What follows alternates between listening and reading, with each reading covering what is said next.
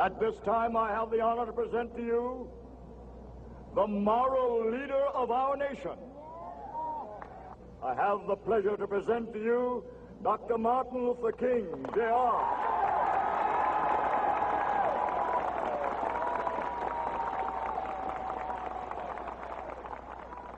I am happy to join with you today in what will go down in history as the greatest demonstration for freedom in the history of our nation.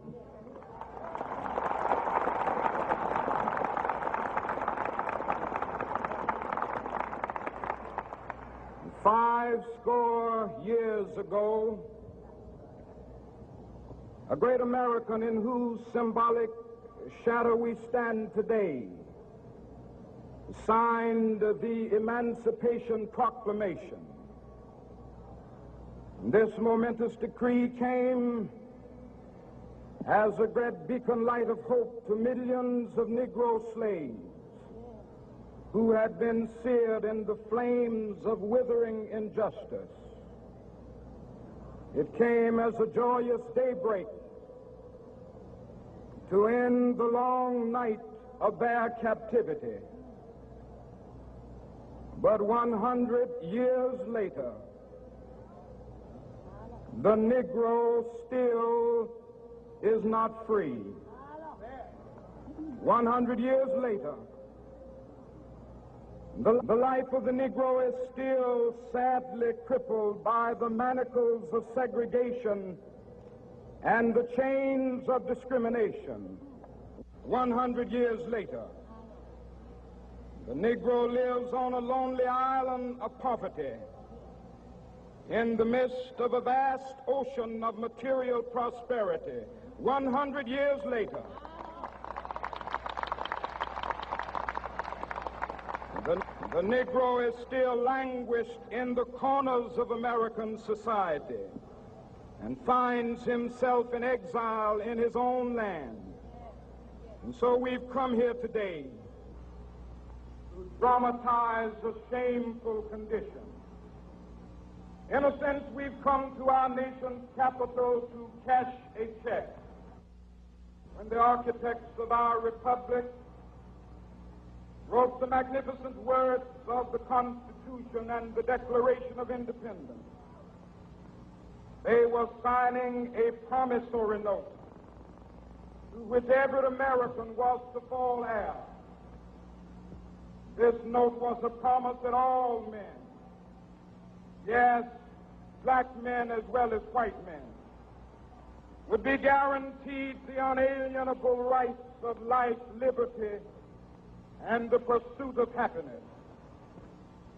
It is obvious today that America has defaulted on this promissory note insofar as her citizens of color are concerned.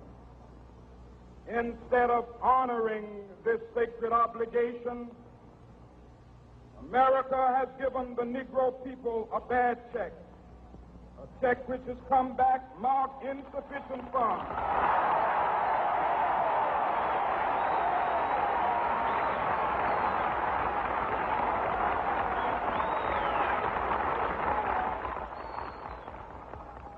But we refuse to believe that the Bank of Justice is bankrupt. We refuse to believe that there are insufficient funds in the great vaults of opportunity of this nation. So we've come to cash this check, a check that will give us upon demand the riches of freedom and the security of justice.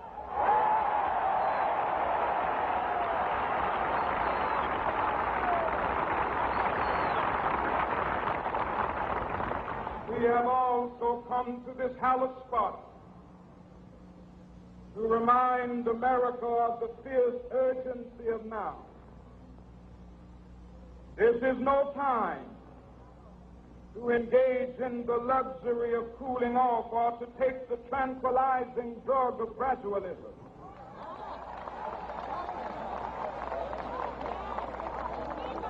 Now is the time to make real the promises of democracy. Now is the time to rise from the dark and desolate valley of segregation to the sunlit path of racial justice. Now is the time to lift our nation from the quicksands of racial injustice to the solid rock of brotherhood. Now is the time to make justice a reality for all of God's children. It would be fatal for the nation to overlook the urgency of the moment. This sweltering summit of the Negro's legitimate discontent will not pass until that is an invigorating autumn of freedom and equality. 1963 is not an end, but a beginning. Those who hope that the Negro needed to blow off steam and will now be content will have a rude awakening if the nation returns to business as usual.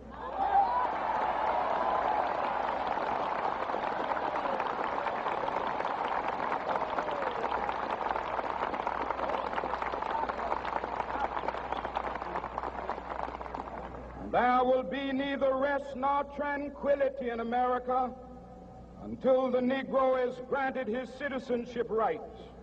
The whirlwinds of revolt will continue to shake the foundations of our nation until the bright day of justice emerges. But that is something that I must say to my people who stand on the warm threshold which leads into the palace of justice. In the process of gaining our rightful place, we must not be guilty of wrongful deeds. Let us not seek to satisfy our thirst for freedom by drinking from the cup of bitterness and hatred.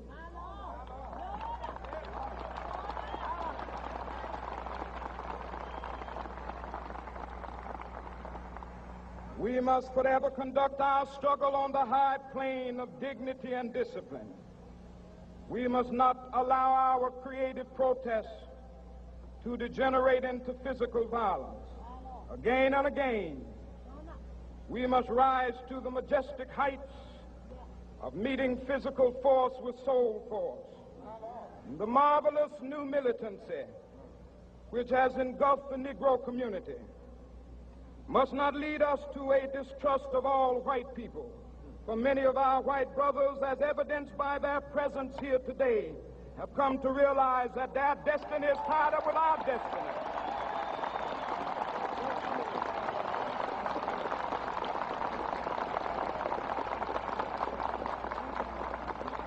And they have come to realize that their freedom is inextricably bound to our freedom. We cannot walk alone. And as we walk, we must make the pledge that we shall always march ahead. We cannot turn back. There are those who are asking the devotees of civil rights, when will you be satisfied? We can never be satisfied as long as the Negro is the victim of the unspeakable horrors of police brutality. We can never be satisfied as long as our bodies, heavy with the fatigue of travel, cannot gain lodging in the motels of the highways and the hotels of the cities.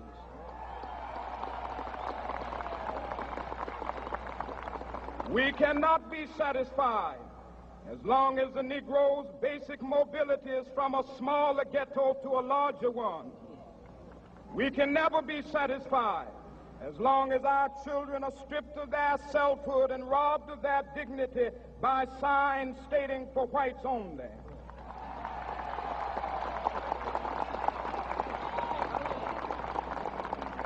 We cannot be satisfied as long as a Negro in Mississippi cannot vote and a Negro in New York believes he has nothing for which to vote.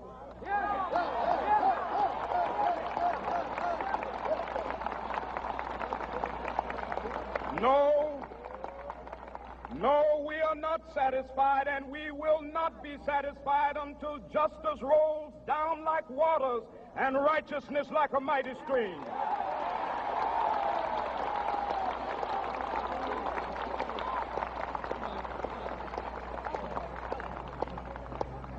am not unmindful that some of you have come here out of great trials and tribulations.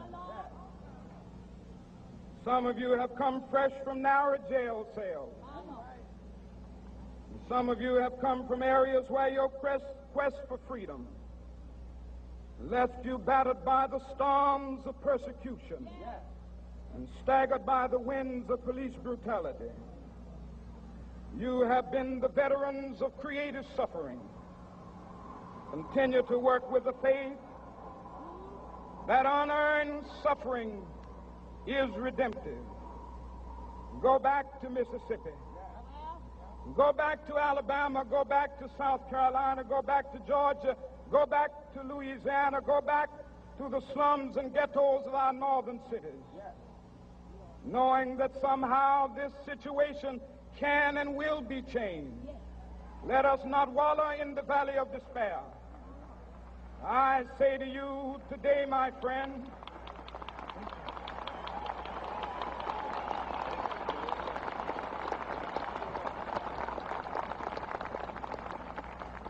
so even though we face the difficulties of today and tomorrow, I still have a dream. It is a dream deeply rooted in the American dream. I have a dream that one day this nation will rise up and live out the true meaning of its creed. We hold these truths to be self-evident, that all men are created equal.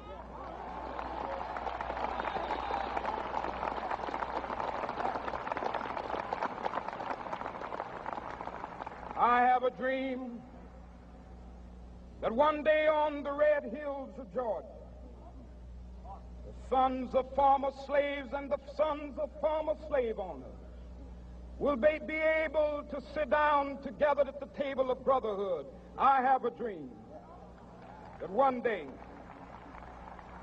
even the state of Mississippi, a state sweltering with the heat of injustice, sweltering with the heat of oppression, will be transformed into an oasis of freedom and justice. I have a dream that my 4 little children will one day live in a nation where they will not be judged by the color of their skin, but by the content of their character. I have a dream today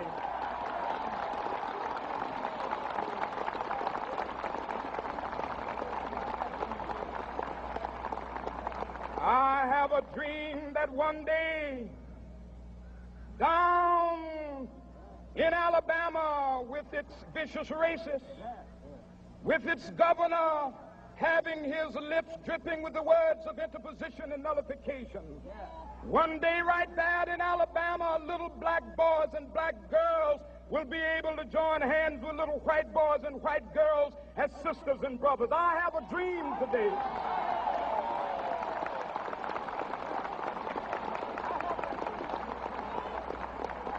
I have a dream that one day every valley shall be exalted, and every hill and mountain shall be made low. The rough places will be made plain, and the crooked places will be made straight, and the glory of the Lord shall be revealed, and all flesh shall see it together. This is our hope. This is a faith that I go back to the South with. With this faith, we will be able to hew out of the mountain of despair a stone of hope. With this faith, we will be able to transform the jangling discords of our nation into a beautiful symphony of brotherhood. With this faith, we will be able to work together, to pray together, to struggle together, to go to jail together, to stand up for freedom together, knowing that we will be free one day. This will be the day. This will be the day when all of God's children will be able to sing with new meaning, "My country, 'tis of thee. Sweet land of liberty, of thee I sing. Land where my fathers died, land of the pilgrim's pride. From every mountainside, let freedom ring. And if America is to be a great nation, this must become true. And so let freedom ring from the prodigious hilltops of New Hampshire. Let freedom ring from the mighty mountains of New York. Let freedom ring from the heightening Alleghenies of Pennsylvania. Let freedom ring from the snow-capped Rockies of Colorado. Let freedom ring from the curvaceous slopes of California. But not only that, let freedom ring from Stone Mountain of Georgia. Let freedom ring from Lookout Mountain of Tennessee. Let freedom ring from every hill and molehill of Mississippi, from every mountainside.